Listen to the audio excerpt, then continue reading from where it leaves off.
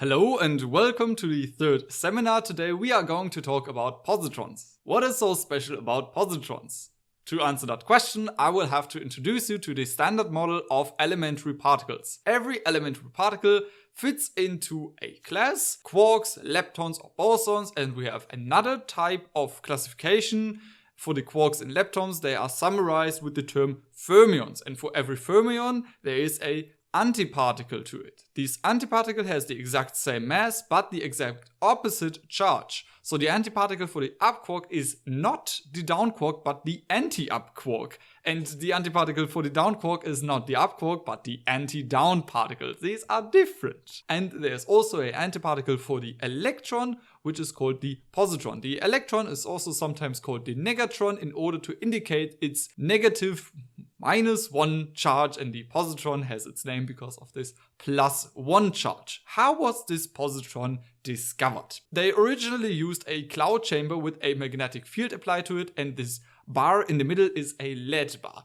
This construction allowed you not only to make observations about incoming particles, but also to make statements about the charge because of this magnetic field and the direction of light because of this lead shielding. They were originally trying to observe cosmic rays, and then this appeared. What's so special about this? A normal electron would curve like this due to the negative charge and the given magnetic field. So it has to have the opposite charge, and the only particle they knew that has the opposite charge of -1, i.e. +1, would be the proton. But this couldn't be because this trail was way too long for it to be a proton of a given energy. Well, can't it be an electron going through but in the other direction? No, because if you look at the curvature here is way more pronounced and here it's way less, meaning that in this case it would have less kinetic energy, i.e. would be slower, and in this case it would be faster. This can't happen because if an electron is going through lead, it can't gain energy. In fact, it would lose energy, so this can't be it. They also had the theory that it could be a photon, and it was a real confusion for them. They also asked Oppenheimer, who I will only include because of the film, and he was strictly against it being a proton. So the only logical conclusion that they came up with is that it's the antiparticle of an electron having the exact opposite charge, and they called it the positron, or in the original paper, the positive electron. Okay, to summarize, positrons are antiparticles of electrons. They are sometimes emitted through a beta plus decay. This is the Feynman diagram here, and do not ask me why, I'm not a physicist, but Feynman was like, nah, it's not enough to state it with the opposite charge to indicate it's an antiparticle. No, it has to go back in time in order to be fully a antiparticle.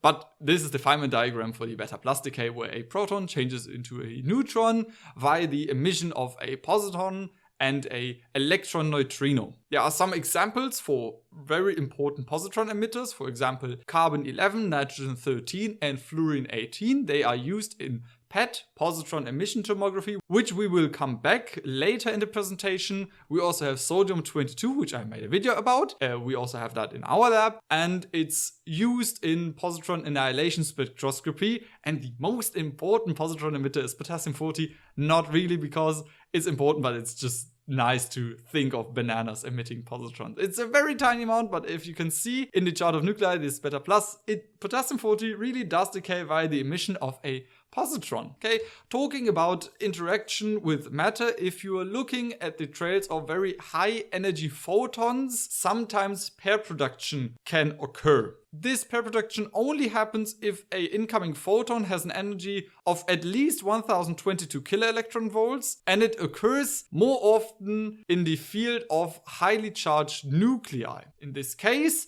according to E equals mc squared, this E, 1022 kiloelectron volts, can be converted into M, in this case a electron-positron pair.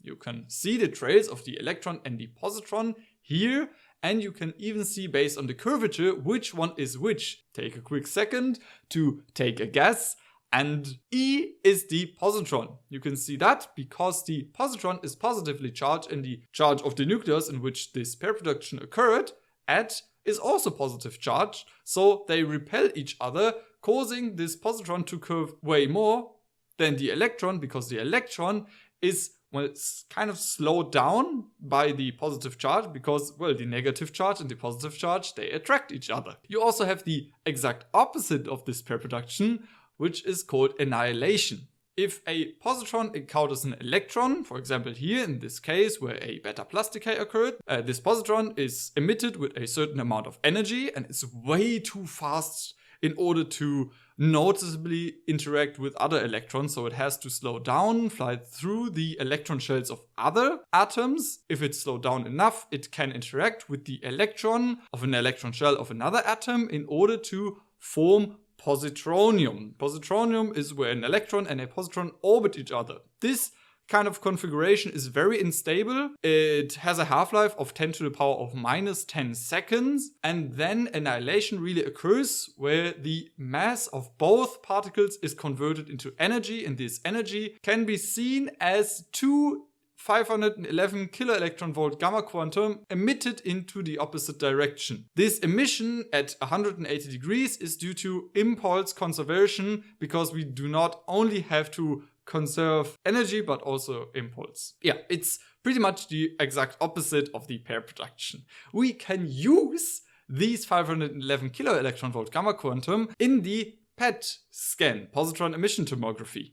It uses these coincidences, as they are emitted at nearly exactly opposite direction, in order to locate a molecule that contained an atom which emitted a positron. These detectors use coincidence, so the detection of the same signal at the exact same time but at the exact opposite position of each other, in order to then relocate the location where the annihilation happened. This results in the resolution being around 4 millimeters, as positrons have a reach of 2.3 millimeters in human tissue, so they can only detect where the annihilation happened and not where really the molecule with the fluorine 18 atom is located. Because of this kind of bad resolution, because, well, it can't really locate the molecule itself, it's mostly combined with CT in order to achieve a better resolution. To go even further into this, I brought you the molecule FTG. It contains the fluorine 18,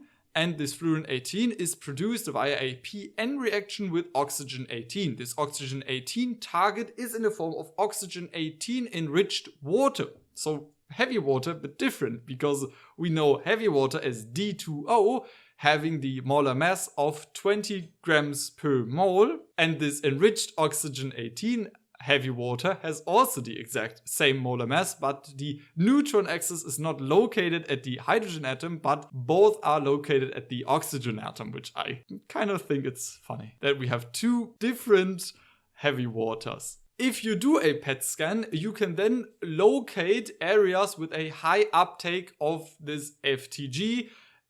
And since FTG is chemically similar to glucose, you can then locate a high glucose uptake. Of course, we will see the brain, because the brain uses a lot of glucose. It's very active. But we can also see the kidneys here and the bladder here, because every excess of glucose will then be tried to be excreted from the body, and it passes through the kidneys and ends up in the urine, in the bladder. Therefore, you can see a very high uptake in FTG. But you can also see cells that use a unnormally high amount of glucose, in this case FTG, which is the tumor cells, because the tumor cells are dividing so many times, they use up a lot of energy, therefore they use a lot of glucose, and with this PET scan you can then roughly locate where the tumor is located in the body. You can also use FTG in order to check for brain function, because, well, the brain has certain areas that has a very high uptake in glucose and less but still high uptake in glucose. So now we have more information about